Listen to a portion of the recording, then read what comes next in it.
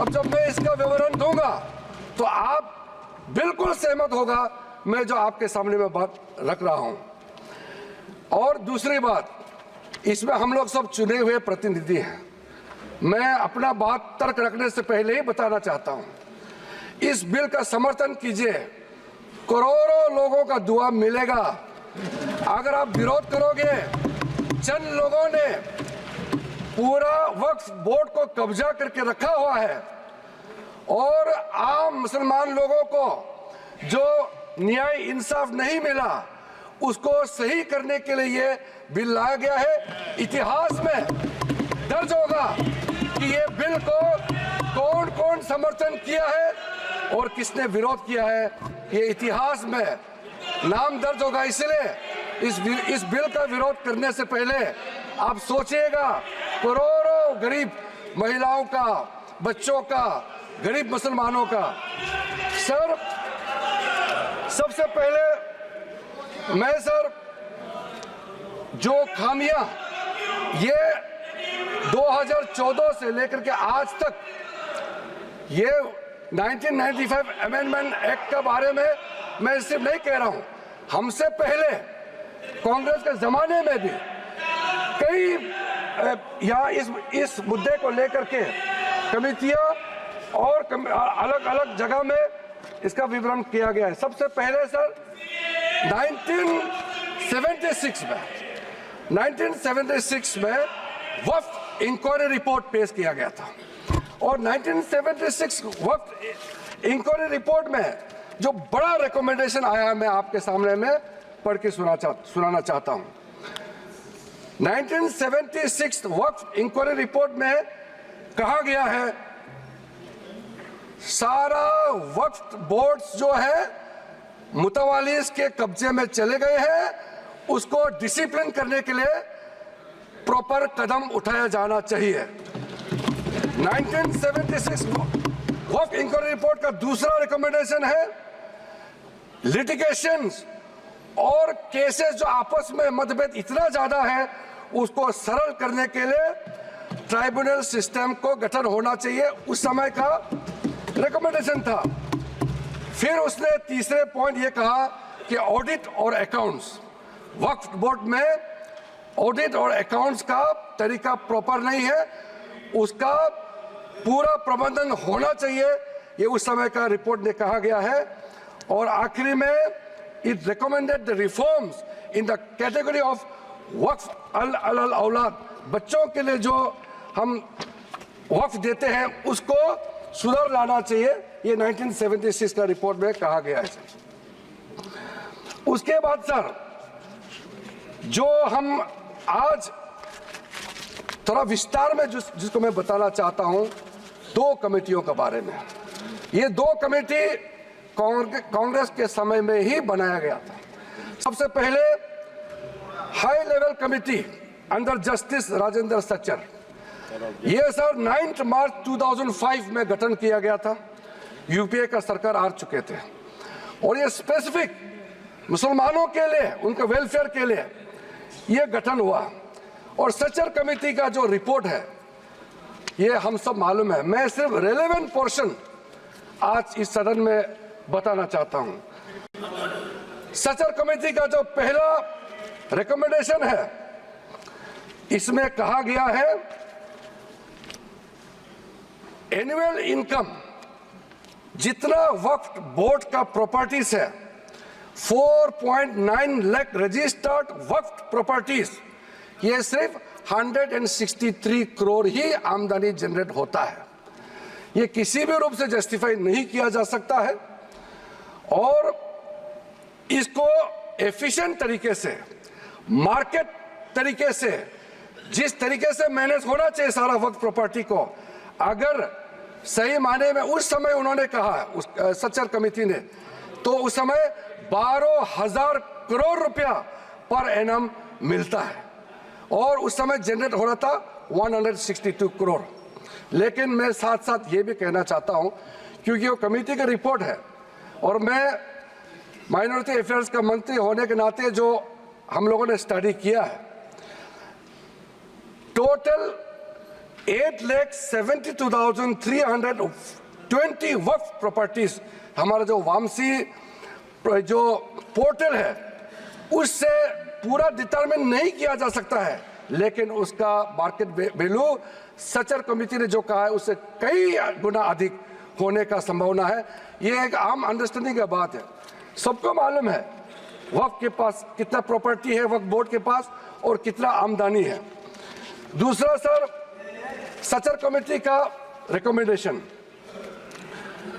Sachar committee ने आप UPA का समय में ही आपने कमेटी का रिपोर्ट एक्सेप्ट किया, उसमें कहा गया कि अभी जो मौजूदा वक्फ बोर्ड है उसको ब्रॉड बेस किया जाना चाहिए।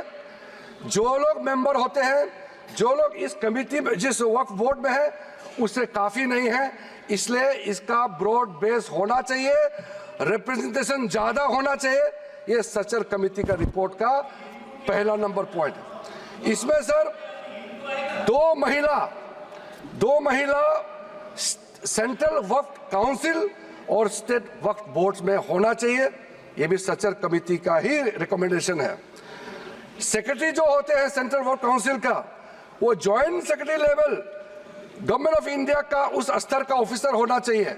उसमें अंडर सेक्रेटरी का जूनियर ऑफिसर लेवल जो बनाया है उसको आप रैंक को जॉइंट सेक्रेटरी लेवल तक उसको उठाना चाहिए, ये उसी कमेटी का रिपोर्ट में आया है। और जो स्टेट में वक्फ बोर्ड है उसमें क्लास 1 ऑफिसर होना चाहिए। सचर कमेटी ने सीधा ये कहा है कि प्राथमिकता महिलाओं और बच्चों को दिया जाना चाहिए। हम आज का जो बिल आपके सामने में पेश कर रहे हैं ये उसी सचर कमेटी का रिपोर्ट के अनुसार 100% हम यहाँ आपके सामने में लाया जा रहा है, और आपको तो खुश होना चाहिए, ये कमेटी आपने बनाया सर। हमने करके दिखाया सर, ये सर हमने शांति से इनकी बात सुना। अध्यक्ष महोदय जी, ये सीनियर मेंबर है, इस तरह से बीच में उनकी बोलना ठीक बात नहीं है, आपको तो नियम मालूम है सर। दूसरा कमेटी जॉइंट पार्लियामेंट्री कमेटी, जो जॉइंट पार्लियामेंट्री कमेटी कॉन्स्टिट्यूट किया गया है जिसका अध्यक्षता के रहमान खान जी, उस समय कैबिनेट मिनिस्टर भी रहे, माइनॉरिटी अफेयर्स मिनिस्ट्री का भी मंत्री रहा है, उनके डिप्टी स्पीकर भी रहा, डिप्टी चेयरमैन राज्यसभा में रहा है, और उन्हीं के अध्यक्षता में पूरा पार्टी के सदस्य हमारा भारतीय जनता पार्टी से भी मेंबर थे। उस जेपीसी में सर सीधा वक्फ बोर्ड के बारे में कहा गया है कोई इंफ्रास्ट्रक्चर ठीक तरीके से नहीं है, वहां मैन पावर टोटली इनसफिशिएंट है, इनकम्पिटेंट है, और फंड इतना कम है, सही मैनेज नहीं किया गया है। इस तरीके से वक्फ बोर्ड नहीं चल सकता है। दूसरा, मुतवालीस के बारे में कहा है कि लगता है सारा वक्फ बोर्ड का ध्यान किसको मुतवाली बनाना है और उसको कैसे हटाना है इसी में केंद्रित है, इसलिए इसका प्रावधान को हटाना चाहिए। फिर कहा गया है डॉक्यूमेंट, महत्वपूर्ण डॉक्यूमेंट जितने भी हैं उसको प्रॉपर से मेंटेन करने का भी प्रावधान वक्फ बोर्ड में नहीं है, उसको किया जाना चाहिए। और वक्फ बोर्ड मौजूदा जितना है देश भर में उसको फिर से सर्वे होना चाहिए, और गरीब मुसलमानों के लिए और वक्फ बोर्ड का अपना अंदर में सही चीज का, चाहे वो लीगल मैटर हो और कोई भी चीज हो, उसका एक्सपर्ट्स, लॉयर्स, वहां उनका एक्सपर्ट लोगों का और भी लोगों को अंदर लाने का जरूरत है ताकि वो ज्यादा चुरुस्त दुरुस्त हो सके। जॉइंट पार्लियामेंट्री कमेटी का और सजेशन है टोटल वक्फ बोर्ड को कंप्यूटराइजेशन करना चाहिए, डेटाबेस को सेंट्रलाइज करना चाहिए, और म्यूटेशन रेवेन्यू रिकॉर्ड में होना चाहिए जितना भी वक्फ बोर्ड का प्रॉपर्टी है। ये सचर कमेटी ने जॉइंट पार्लियामेंट्री कमेटी ने रिकमेंड किया। और सर आप सबको भी एक बार वो कमेटी का रिपोर्ट मैं आपको ही दे देता हूं ताकि आप भी पढ़े फिर से। और सर टोटल जो 1995 वक्फ एक्ट को फिर से मजबूती से रीलुक करना चाहिए, ये ज्वाइंट पार्लियामेंट्री कमेटी का ही रिपोर्ट है। और एक आपने अपॉइंट किया, अब देखिए ज्वाइंट पार्लियामेंट्री कमेटी का मेंबर, आपको मैं मेंबर का नाम भी दे देता हूं, चेयरमैन का तो नाम मैंने बता दिया, आपका वरिष्ठ नेता थे, आपने अपॉइंट किया। ये सारा रिकमेंडेशन आज आप तो हमको शाबाशी देना चाहिए, जो आप नहीं कर पाया वो हम ला रहे हैं सदन में। सारा का सारे प्रॉब्लम्स, सारा का सारा सजेशन ये उस समय सबको मालूम कर चुके हैं। इसलिए सर राहुल जी कन्विंस हो गए, ये मन ही मन में सब कन्विंस है, ये राजनीतिक दबाव में अपोज कर रहे हैं, अंदर अंदर सब लोग समर्थन दे रहे हैं, ये मुझे मालूम है अध्यक्ष महोदय जी। सर राहुल गांधी सहमत होकर जा रहे हैं। राहुल गांधी जी तो अभी बाहर निकले हैं, लेकिन सहमत देकर के गया है कि हम जो कह रहे हैं सही कह रहे हैं। सर मैं इसी बीच कुछ इंडिविजुअल केसेस और कंसल्टेशन जो हम आज बिल लाया है, कुछ सदस्यों ने कहा है कि और कंसल्टेशन होना चाहिए था। आपको मैं दावे के साथ बताना चाहता हूं, जितना कंसल्टेशन प्रोसेस पिछले 10 सालों में किया गया है, आज तो किसी सरकार ने इतना स्टेक होल्डर से कंसल्टेशन प्रोसेस नहीं किया है। मैं आपको बताऊंगा, अभी आप सिर्फ शांति से सुनिए सर। मैं फिर से कहता हूं, जो संविधान का हवाला दे करके बिल का जो पर्पस को, मंशा को गलत धारणा दे करके मिसलीड करना चाहता है, मैं फिर से कहना चाहता हूं सर, अगर कोई भी बोर्ड हो या कोई भी इंडिविजुअल हो, अगर कुछ काम ऐसा करता है जिसको कोर्ट में रिव्यू करना है, तो इसमें सर गलत बात क्या है? अगर ट्राइब्यूनल का फैसला गलत है, अगर उसमें कोर्ट में अपील करने का प्रावधान देते हैं, उसमें गैर संवैधानिक कैसे हो गया ये बताइए आप अगर तर्क रखते हैं तो आप उसका जस्टिफिकेशन भी देना पड़ेगा सर। अगर सर ऐसे केसेस में अभी बताने वाला हूं कि कितने सालों तक वक्फ बोर्ड में बैठे वाले लोग आपस में तालमेल करके और ट्राइब्यूनल में मैटर दे देते हैं, और ट्राइब्यूनल अपने तरीके से या पेंडिंग रख देते हैं या दूसरे तरीके से फैसला देते हैं। इसका चैलेंज आप किसी अदालत में नहीं कर सकते हैं सर। लोकतंत्र में, भारत जैसा महान देश में क्या ऐसा व्यवस्था इतने सालों तक चलना चाहिए सर?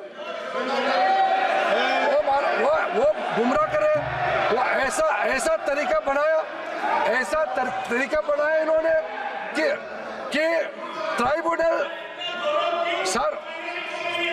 सर ये इस तरह से आप लोग बात करके मेरा आवाज नहीं दबा सकते हैं। सच्चाई सुनना पड़ेगा आपको, क्योंकि सर तरीका ऐसा बनाया कि ट्राइब्यूनल का जजमेंट का रिव्यू नहीं हो सकता है। कितने कोर्ट में पेंडिंग है मैं अभी बताऊंगा सर। दूसरा इन्होंने संविधान का हवाला दिया सर, इन्होंने संविधान का बार बार हवाला दिया। हमारा देश के अंदर में कोई भी कानून, कोई भी स्पेशल लॉ, सुपर लॉ नहीं हो सकते हैं, संविधान से ऊपर कोई कानून नहीं हो सकते हैं। लेकिन आप सर इसमें प्रावधान देखिए, इस 1995 का वक्फ एक्ट में ऐसा प्रावधान है जिसका बाकी कानून के ऊपर में ओवरराइडिंग इफेक्ट था सर। क्या ऐसे कानून हमारे देश में होना चाहिए सर? जो मैं यूएई के बारे में बताना चाहता हूं, जब हमारा देश का विभाजन हुआ, यहां से जितना मुसलमान पाकिस्तान गए उनका भी प्रॉपर्टी था, और पाकिस्तान से जितना हिंदू भारत में आए उनका भी प्रॉपर्टी काफी वहां थे। पाकिस्तान में जितना भी हिंदुओं का प्रॉपर्टी है वो तो सरकार ने ले लिया, और बाकी जो भी करना था कर लिया। यहां से जो मुसलमान गए उसमें ज्यादातर लोगों ने अपना प्रॉपर्टी को वक्फ के तहत डिक्लेयर करके गए। और सर ऐसा कई केसेस है, मैं अभी बहुत लंबा इसमें नहीं जाना चाहता हूँ, ये फैक्चुअल चीज़ है sir.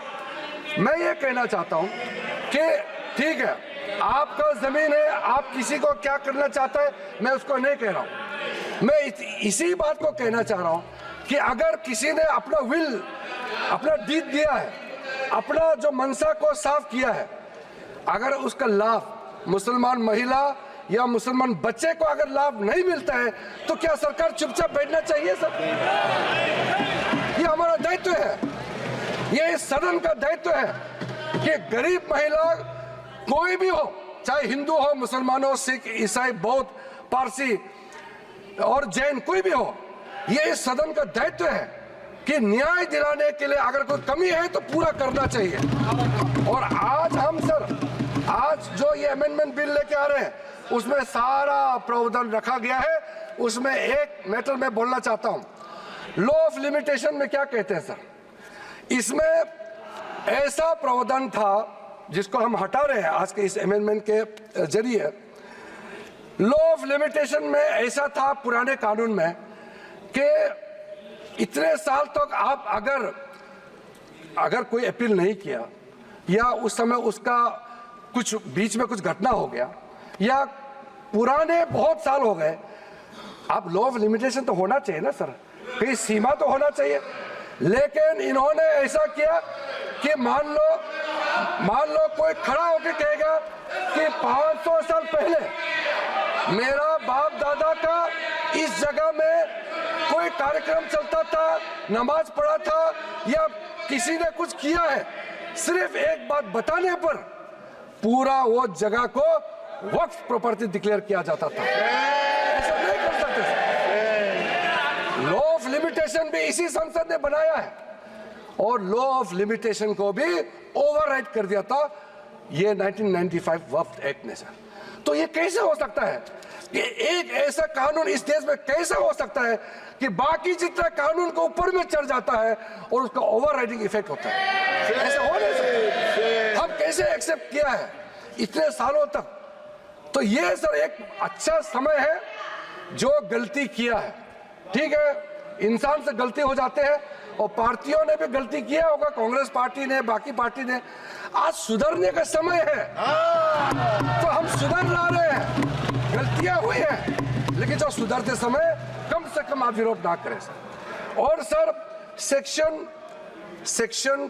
108 special provision under vehicle property act 1950, उसको सर हम लोग हटा रहे हैं क्योंकि ऐसा सेक्शन हमारा देश का किसी कानून में, किसी भी स्टैट्यूट बुक में नहीं रहना चाहिए सर।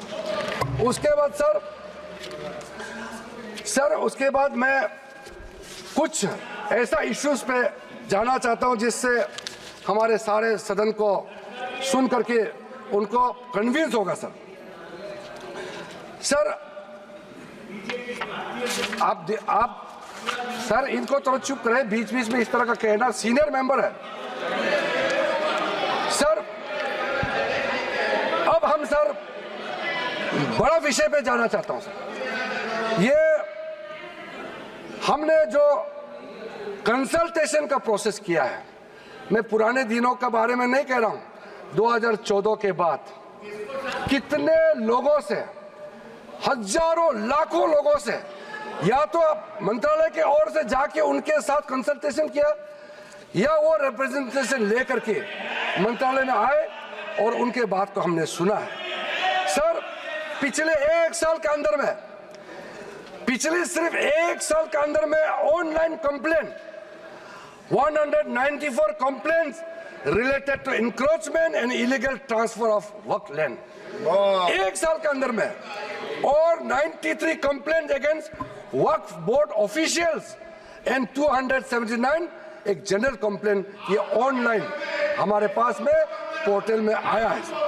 उसके बाद सर आज सर ये एक समुदाय का बात मुसलमानों को गुमराह करके यहां बात रखा जा रहा है। कल देर रात तक मेरे पास में मुसलमानों का डेलीगेशन आते रहा और हमसे पहले भी कितने लोग मिले हैं, और इसको आप ये सोचते हैं कि क्या सर ये क्या बोहरास कम्युनिटी का संख्या कम है, इसके लिए ये महत्व नहीं देंगे क्या? सर अहमदिया ये कम संख्या है, इसलिए क्या उनका सोच उनका प्रॉब्लम्स का नजरअंदाज करेंगे? सर आगा खानी संख्या कम है, क्या उसके बात को नहीं सुना जाना चाहिए? सर एक कम्युनिटी डोमिनेशन करके अगर छोटे छोटे लोगों को कुचल देंगे तो फिर हम इस सदन में बैठ करके हम न्याय कैसे दे सकते हैं? इसलिए ये एक तरफा आवाज उठा करके पूरा मुसलमान के नाम से ये लोग एक तरफा ये कुछ चंद लोगों का आवाज यहाँ आज बुलंद कर रहे हैं इस सदन में। सर जो वक्फ बोर्ड के बारे में कई लोगों ने जिक्र किया है, लेकिन प्राइवेटली इसमें भी कई ऐसा नेता है जो मुझे आके कहा है कि देश में जितना स्टेट वक्फ बोर्ड है सब माफिया लोगों ने कब्जा कर लिया है। ये बहुत लोग कह रहे हैं, आज सदन में नहीं कह रहे हैं, सदन में अपना अपना पार्टी का दबाव या किसी के डर से या वोट बैंक का चक्कर से नहीं बोल रहा है, मगर प्राइवेटली हर एक मुसलमान आकर के कहता है। नाम मत बताना नाम तो हम बताएंगे नहीं सर। मैं आप लोगों का पॉलिटिकल ईशियर में खराब नहीं कर दूंगा। कौन सा एमपी ने मुझे आके बताया कि पार्टी विरोध कर रहा है लेकिन अंदर से हम साथ दे रहे हैं, मैं नाम नहीं लूंगा। मैं नाम लेकर के इन एमपी साथियों का पॉलिटिकल करियर को मैं बर्बाद नहीं करूंगा। सर कंसल्टेशन का जहां तक आता है सर, सबसे पहले बस हो गया सर। कंसल्टेशन हमने कई लेयर्स में कंसल्टेशन किया है सर, ऑफिशियल लेवल में, पॉलिटिकल लेवल में, स्टेट गवर्नमेंट का रिप्रेजेंटेटिव से और इंडिविजुअल लेवल में बहुत वाइड कंसल्टेशन देश भर में हम लोगों ने किया है सर। मुझे इस मंत्रालय में आए हुए अभी लगभग 2 महीने हुए हैं, लेकिन जो कंसल्टेशन प्रोसेस हमारे से पहले जो मंत्री थे इस मंत्रालय के, सब लोगों ने बहुत बारीकी से समस्याओं का भी पहचान किया और कंसल्टेशन प्रोसेस भी बहुत ब्रॉड बेस किया है सर।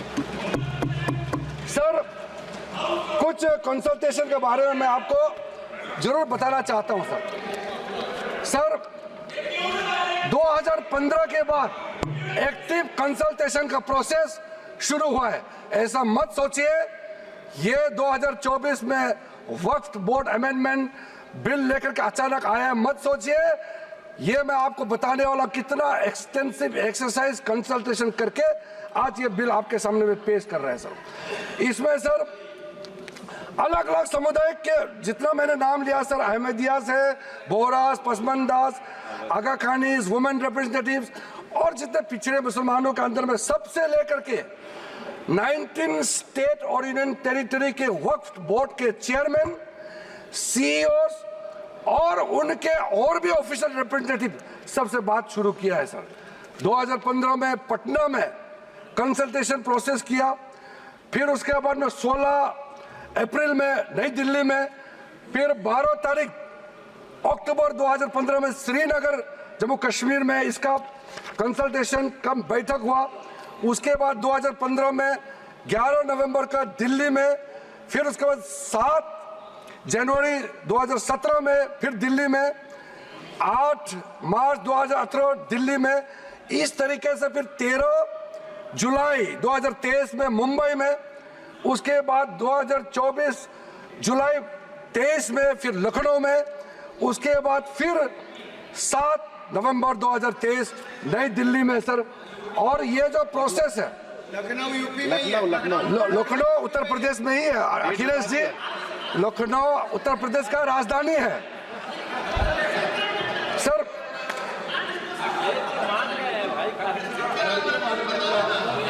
आप मुख्यमंत्री रहे हैं वहां सर।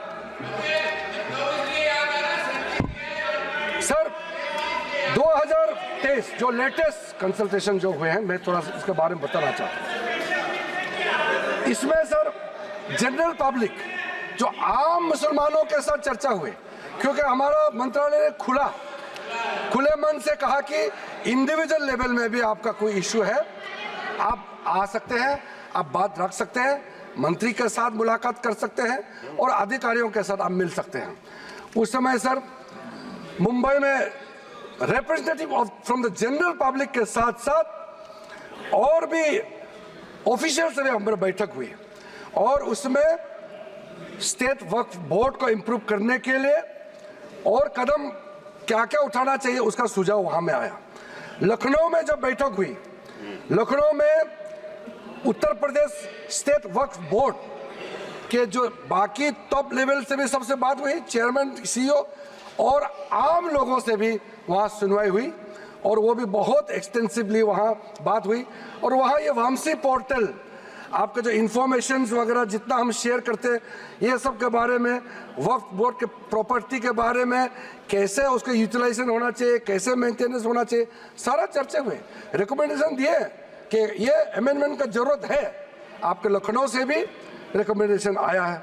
उसके बाद सर दिल्ली में मंत्री जी का अध्यक्षता में जो सेंट्रल वक्फ काउंसिल का चेयरपर्सन होती है, उनकी अध्यक्षता में यहाँ दिल्ली में बैठक हुए, विज्ञान भवन में बैठक हुए और उसमें काफ़ी इश्यूज है जो मैंने आपके सामने में रखा।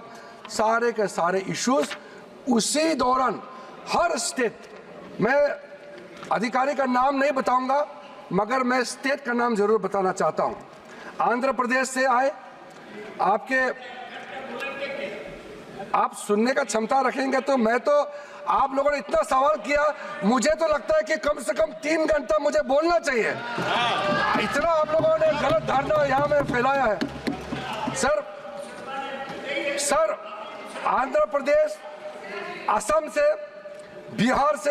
बिहार में सुन्नी वाला आए, दिल्ली का, गुजरात, हरियाणा, हिमाचल प्रदेश, जम्मू कश्मीर, कर्नाटका, मध्य प्रदेश, महाराष्ट्र, उड़ीसा, पंजाब, राजस्थान, तमिलनाडु, त्रिपुरा, तेलंगाना, उत्तराखंड और उत्तर प्रदेश का शिया और उत्तर प्रदेश सुन्नी दोनों इस बैठक में पार्टिसिपेट किया और पूरा डिटेल में ये जो आज हम अमेंडमेंट बिल लेके यहाँ आए हैं, ये सारे चीजें आपके हर एक स्टेट का जब आपका प्रतिनिधि आए, सभी ने ये कंसर्न रेज किया है और उसी को एड्रेस करके आज आपके सामने में मैं लेखा जोखा पेश कर रहा हूं सर।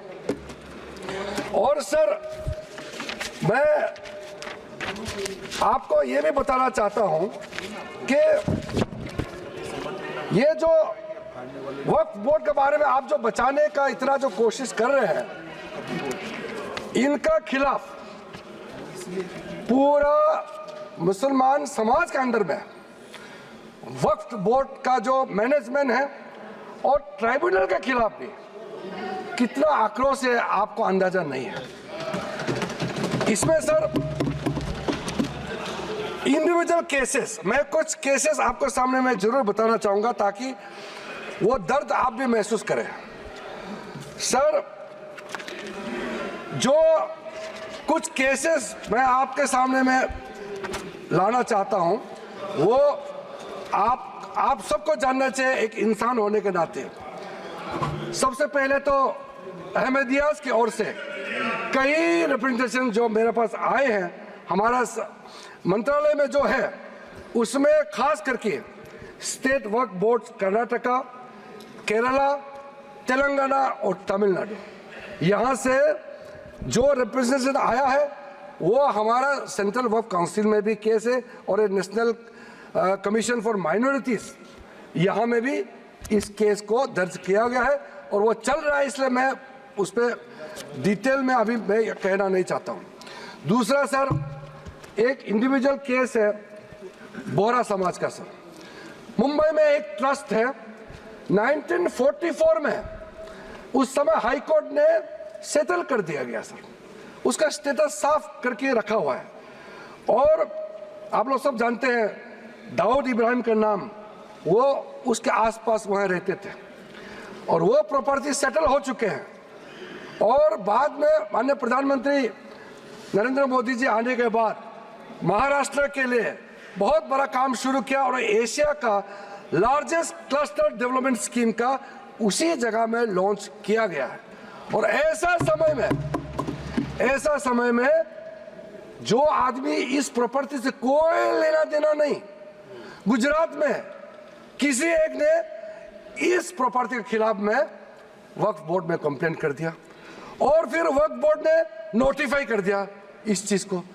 अब आप सोचिए सर, जो आदमी ना वो शहर में रहता है, ना इतिहास में उस प्रॉपर्टी से कोई लेना देना है, ना वो राज्य में रहता है, कहीं और का है, और एक डेवलपमेंट प्रोजेक्ट को कंप्लेन करके वक्फ बोर्ड के माध्यम से इंटरफेयर करके डिस्टर्ब किया।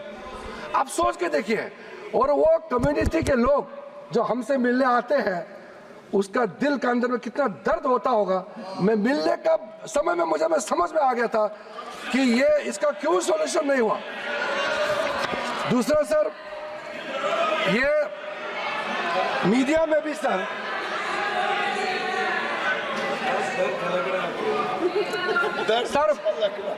मीडिया के अंदर में काफी चर्चा हुई है ये केस जो मैं आपको बताने वाला। तमिलनाडु के अंदर में तिरुचेंतुराई इन तिरुचिरापल्ली डिस्ट्रिक्ट है तमिलनाडु में। वहां 1500 साल पुराना सुंदरेश्वर टेम्पल मंदिर वहां मौजूद थे और वहां बेचारे एक वहां के गांव में रहने वाले, उसको पता भी नहीं है, वो अपना जमीन बेचने के लिए 1.2 एकड़ जो बेचने के लिए गए तो आप बताया गया कि आपका गांव तो वक्फ का जमीन है। आप सोचिए, पूरा गांव को वक्फ प्रॉपर्टी डिक्लेयर कर दिया गया है। आप सोचिए, वो गांव का इतिहास 1500 साल पुराना है और सारे के सारे गांव को वक्फ का प्रॉपर्टी डिक्लेयर कर दिया गया है। इस तरह का जो चीज होते हैं इसमें धर्म मत देखिए, इसको इस देश का नागरिक होने के नाते विशेष रूप से हम लोग सब सांसद है इस सदन में, मेंबर ऑफ पार्लियामेंट होने के नाते ये कौन सा स्टेट है, तमिलनाडु हो या उत्तर प्रदेश हो, ये मत देखिए। ये कैसा इस तरह का घटना हो गया कि आपको ये चिंता नहीं होते? आपको ये सब घटना सुन करके ये चिंतित होना तो स्वाभाविक होना चाहिए। सर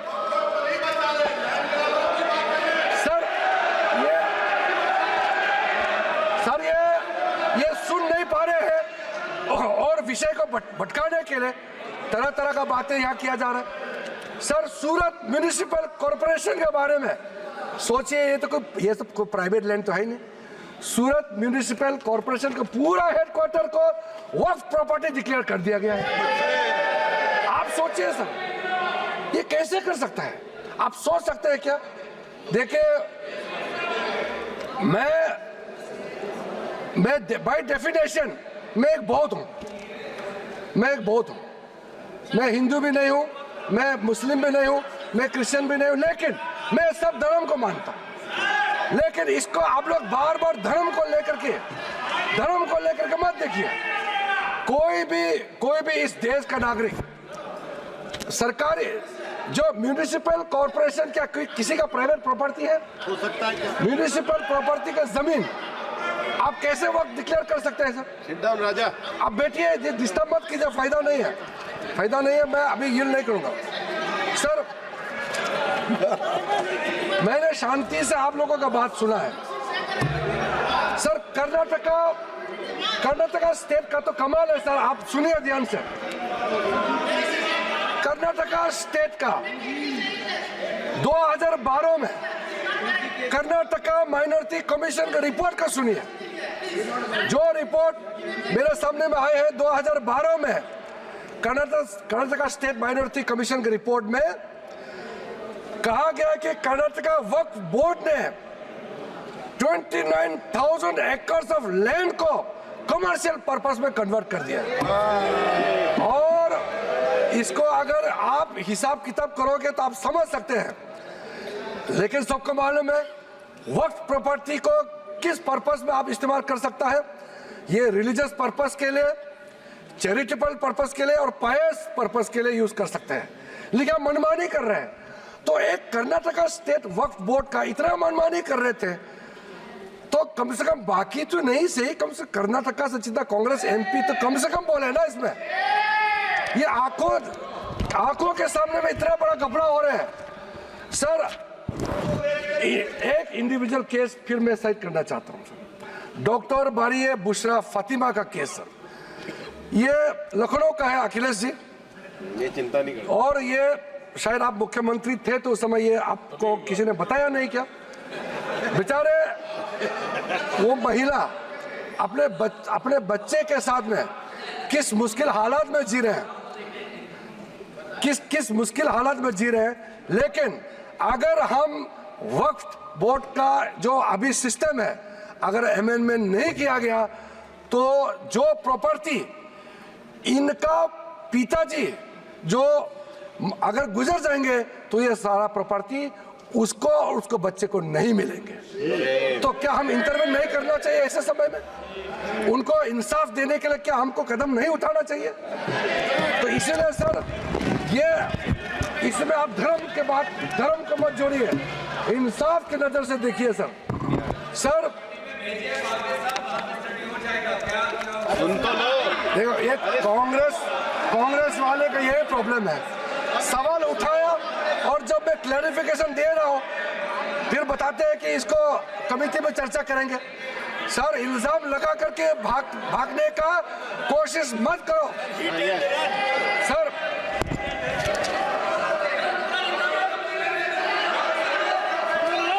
सर हमारे पास में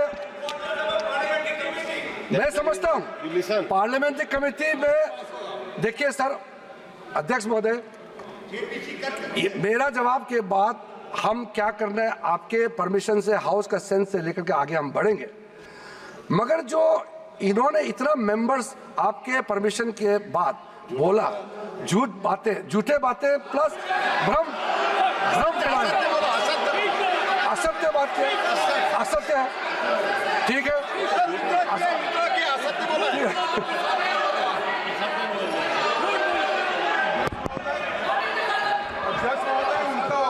वाजिब है। झूठ शब्द प्रयोग यहाँ नहीं हो सकता, सत्य नहीं है ऐसी बातें जो बताए इससे रिप्लेस कर लेंगे।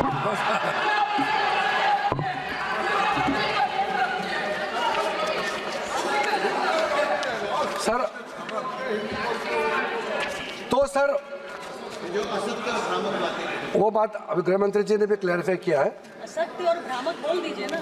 असत्य की आप बात किया वो आप भी मान लीजिए असत्य है सर। और भ्रामक जो प्रोविजन मेन कंटेंट का जो प्रमुख बिंदु है उसको आपको बता करके अपना बात को समाप्त करूंगा सर।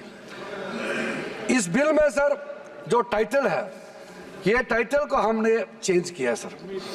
टाइटल इसलिए है कि जब बिल पेश करता है तो उसका एक फ्यूचरिस्टिक विजन और इंटेंट सामने में आना चाहिए सर। अब ये बिल आज जो पेश किया जा रहा है उसका नाम होगा United Waqf act management empowerment efficiency and development act 1995। Short में उम्मीद, इसलिए मैं उम्मीद करता हूं कि आप जरूर इस बिल के प्रावधानों को समझते हुए आप पुरजोर समर्थन करेंगे सर। एक टाइटल जो है हमने डेफिनेशन में जो चेंज कर रहे हैं, जो भी किसी भी प्रॉपर्टी को जो अगर आप डिक्लेयर करना चाहते हैं तो डिक्लेयर करने का आपका अधिकार तो होना चाहिए। 2019 में जो चेंज किया वो बहुत डेंजरस था सर। 2013 में क्या किया, कोई भी आदमी वक्फ डिक्लेयर कर सकता है।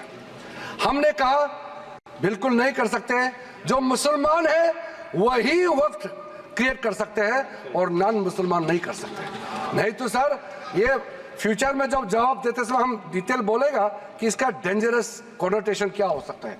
और किसी को भी आप वक्फ टाइटल डिक्लेयर करने के लिए इजाजत देंगे तो फिर ये कैसे हो सकता है सर। इसलिए हमने पुराना सिस्टम ये 2013 का है, हम पुराने सिस्टम में, पुराने डेफिनेशन में वापस जा रहे हैं सर।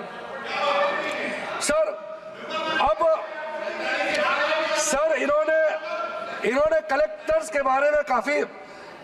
बारे में काफी आपत्तिजनक उन्होंने याद दर्ज कराया। कलेक्टर जो डिप्टी कमिश्नर होते हैं, क्या कोई पर्टिकुलर पॉलिटिकल पार्टी अपॉइंट करते हैं क्या? वो रेवेन्यू उसी के पास रहते हैं जी। रेवेन्यू का रिकॉर्ड कलेक्टर के पास ही रहते हैं सर।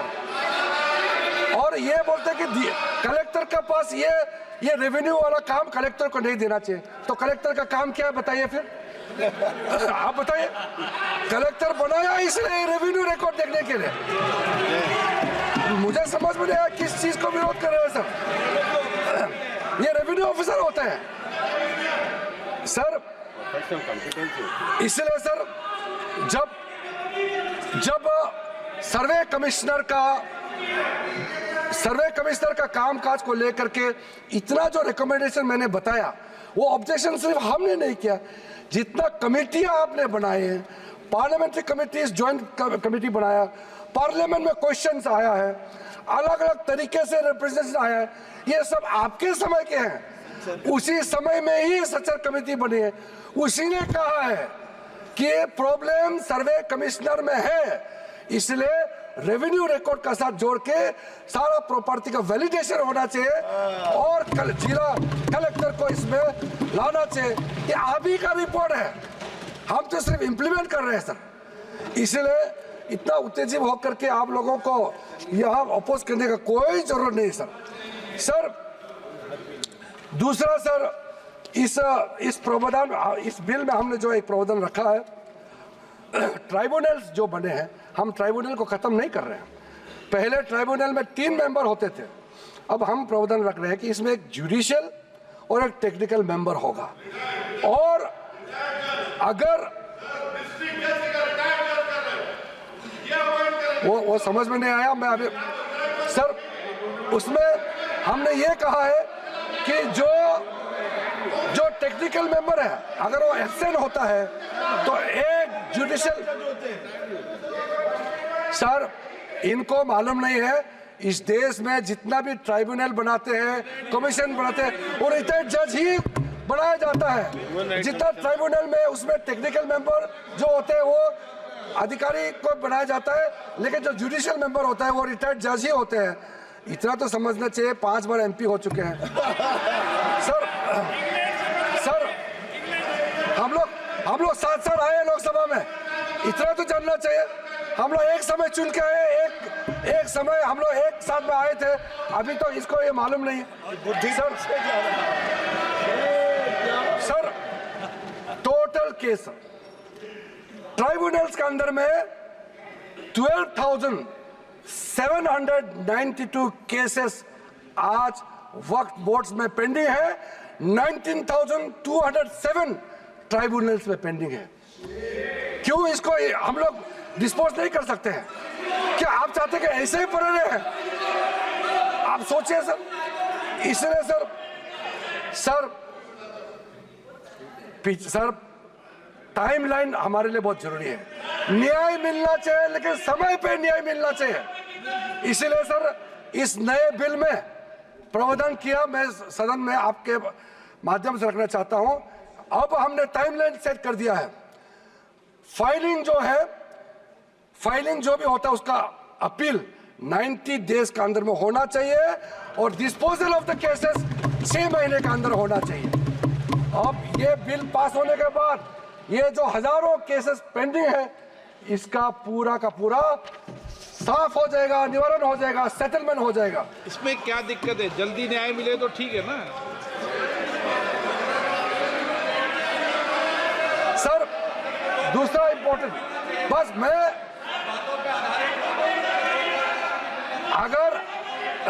अगर ये सुनना नहीं था तो इतना सवाल क्यों पूछा? फिर इतना पूछा तो कम से कम सुनना चाहिए। आप सवाल पूछ के भाग जाना चाहते हो, ऐसा हम करने नहीं देंगे।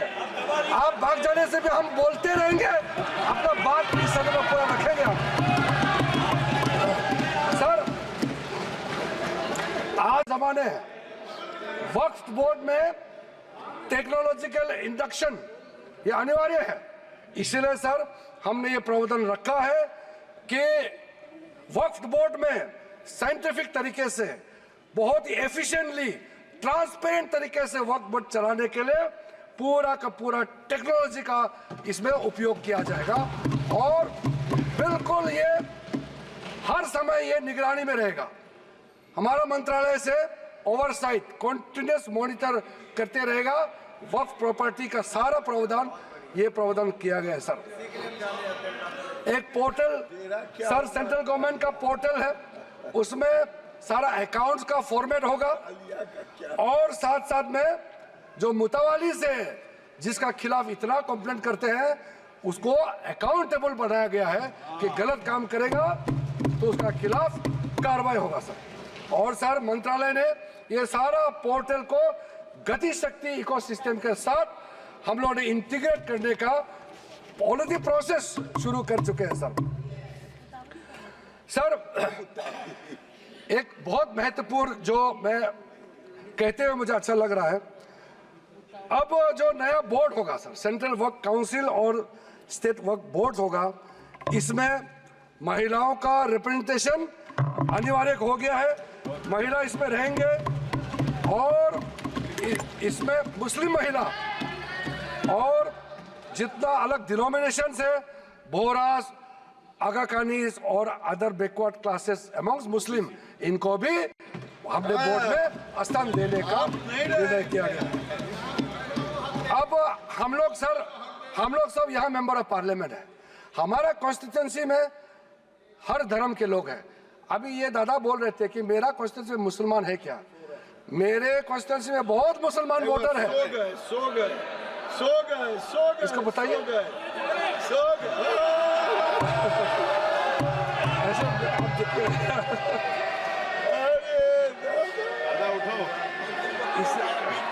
इसलिए मैंने कहा ना दादा, आप हर समय मत बोलिए, नींद आ जाएगा आपको। सर थक जाते हैं हम लोग। सर जो महत्वपूर्ण बात मैं कहना चाहता हूं सर मैं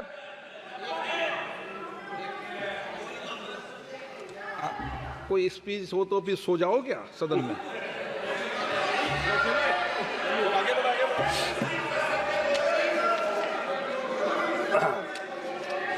वो कल रात क्या कर रहे थे मैं नहीं पूछूंगा उसको। सर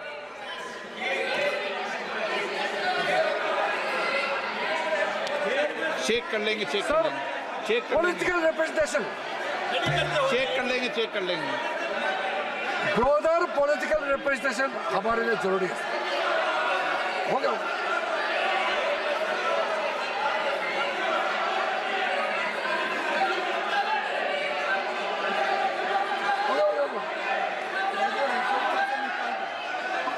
उसको निकाल दीजिए सर।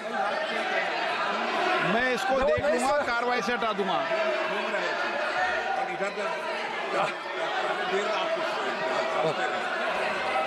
और रात भर पढ़ रहे थे, किताब पढ़ रहे थे, मैं क्या कर सकता हूँ? मैंने उसको कार्रवाई से हटा दिया है। प्लीज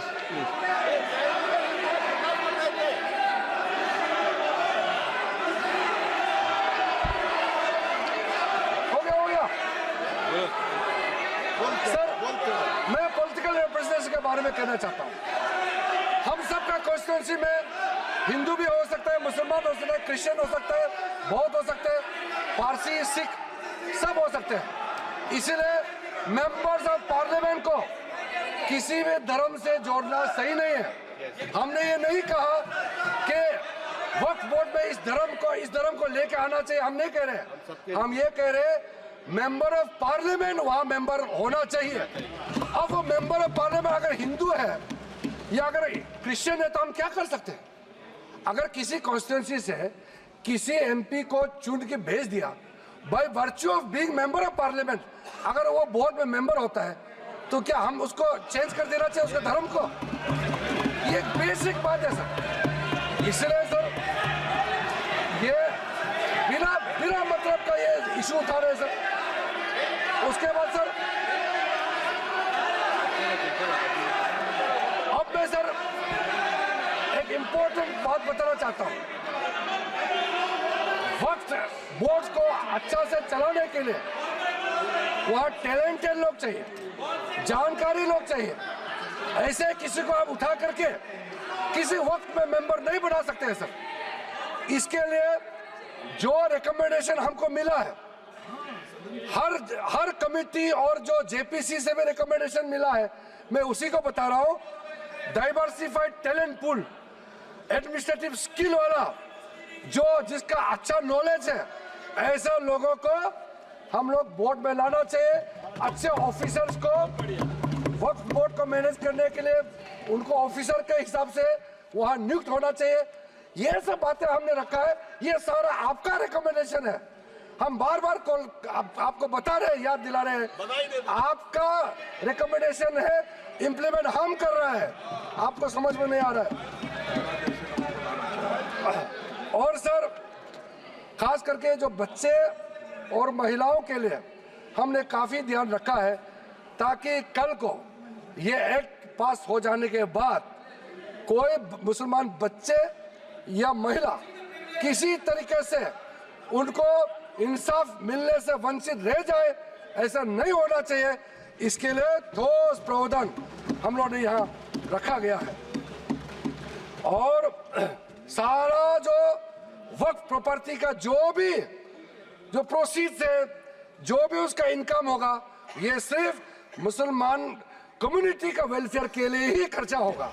और हम चाहते हैं, जब मुसलमान समुदाय को हम लाभ पहुंचाना चाहता है, तो हम खास करके गरीब मुसलमान महिलाओं के लिए जो बैकवर्ड है, उनके लिए हम कह रहे हैं, आप लोग का हाथ छोड़ेंगे तो आप लोग तो कभी भी इनको कोई मदद देने वाला नहीं है इतने सालों तक।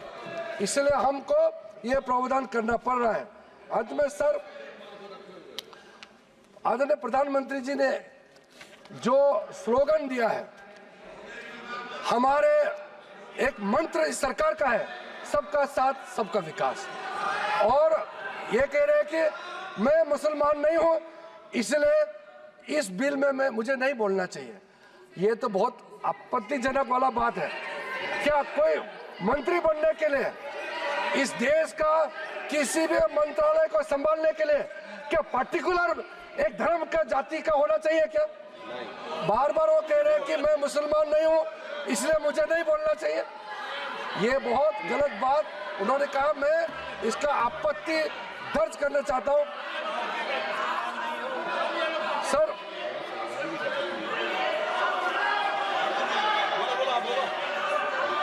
बोला इसलिए सर इस बिल को इस सदन में रखते समय मुझे बहुत ही खुशी तो मिल रही है, साथ साथ में एक भावना भी है मेरे मन में कि एक नॉन मुस्लिम, मैं खुद माइनॉरिटी हूँ, नॉन मुस्लिम हूँ, लेकिन मुसलमानों का वेलफेयर के लिए ये बिल रखने का मौका मिल रहा है। ये मेरे लिए एक सौभाग्य की बात है। आदरणीय प्रधानमंत्री जी का आशीर्वाद से इतना एक भला काम करने का जो मौका मिला है, ये हर आदमी को ये मौका नहीं मिलता है। इसलिए मैं अपने आप को मैं बहुत ही भाग्यवान मानता हूँ, क्योंकि हर रोज हम लोग काम करते हैं, इस सदन में बैठ करके 12 बजे तक, रात तक हम लोग डिबेट डिस्कशन करते हैं। कभी कभी ऐसा मौका मिलता है जो सदियों तक याद रखेगा कि ऐसा काम किसी सरकार को, किसी मंत्री को बात रखने का मौका मिलता है। सर, मेरे पास और भी पॉइंट बहुत है, लेकिन जैसे हमारे कांग्रेस के साथियों ने और कई लोगों ने भी रिक्वेस्ट किया है, मैं मानता हूं कि जो प्रमुख रूप से जो मुद्दा, जो ऑब्जेक्शन रेज किया गया, उसका हमने रिप्लाई कर दिया गया है। और बिल में जितना भी प्रावधान, जितना सेक्शन हमने या डिलीशन किया, एडिशन किया या अमेंड किया, सारे के सारे प्रावधान को हम उचित समय पर और विस्तार से आपके सामने में रखूंगा। ये मेरा आखिरी भाषण नहीं है। इसलिए आप लोगों ने इतना आपत्ति आप लोगों ने दर्ज किया, लेकिन मैंने उसका सिर्फ 50% ही रिप्लाई किया है। अभी 50% और भी जवाब देना बाकी है, लेकिन आदरणीय अध्यक्ष महोदय जी का परमिशन से आज आप लोगों को भी इतना सवाल उठाने का मौका दिया इतना और ज्ञान मुझे भी आपके जितना भी आशंकाएं हैं दूर करने का मौका दिया। अध्यक्ष महोदय जी, इसी शब्दों के साथ मैं आपसे अनुमति चाहता हूं कि इस बिल को मैं इस सदन में इंट्रोडक्शन के रूप में पेश करूं। सर, जैसे कि हम लोग बहुत ही ओपन माइंडेड, बहुत ही डेमोक्रेटिक तरीके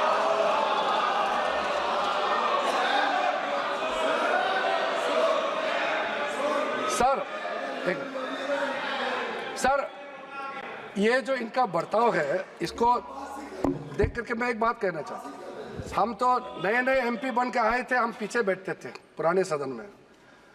जब यूपीए का नया सरकार बना था, हम लोगों ने कुछ रिक्वेस्ट किया और सदन में उनके नाम नहीं लेना चाहता हूँ, जो सीनियर लीडर है, उन्होंने सदन में उठ के कहा आप लोग का काम अपोज करना है, लेकिन सरकार सुने ना सुने सरकार का मर्जी है। उस समय आप लोग कहते थे।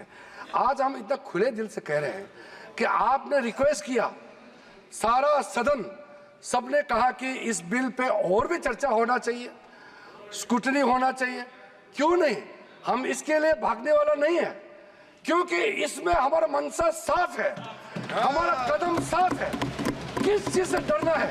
किसी भी कमेटी में जाके इसको स्क्रूटनी करना है, हम स्वागत करते हैं सर, इसमें पीछे हटने का सवाल नहीं है। जब हम छुप के कोई गलत काम करते हैं तब भागते हैं, हम भागने वाला नहीं है।